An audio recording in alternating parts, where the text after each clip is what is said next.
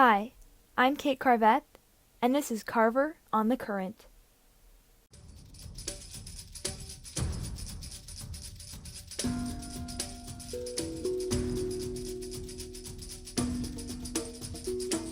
The Truth and Reconciliation Commission's final report estimates that between 4,000 to 6,000 children died in residential schools.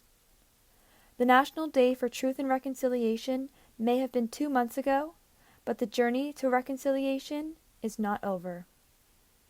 According to Statistics Canada, over 1.8 million Indigenous people live in Canada. Out of that number, approximately 40,000 are residential school survivors. Education got us into this mess, and education will get us out of it. An encapsulating quote from Honorable Murray Sinclair, who was Manitoba's first Indigenous judge.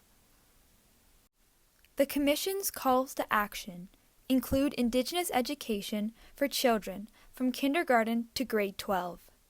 Today, we will listen to two women who say Indigenous education should be continued into post-secondary school.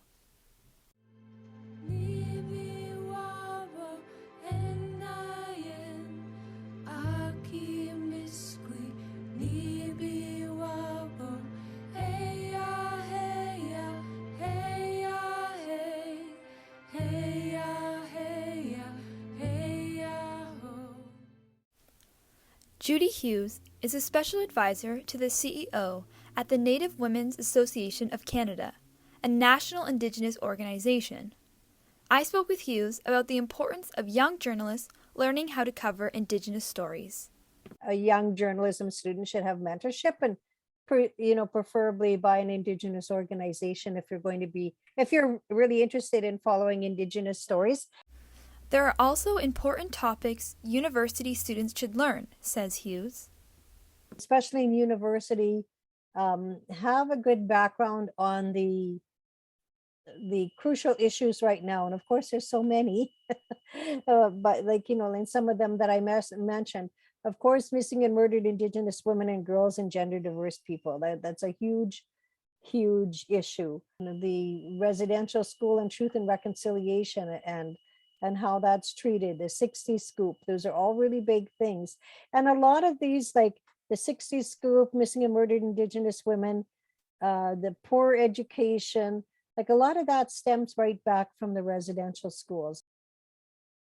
Hughes also says there are certain practices one should follow when reporting in Indigenous communities. The things about learning about and respecting Indigenous culture is to learn about the 4 medicines and smudging.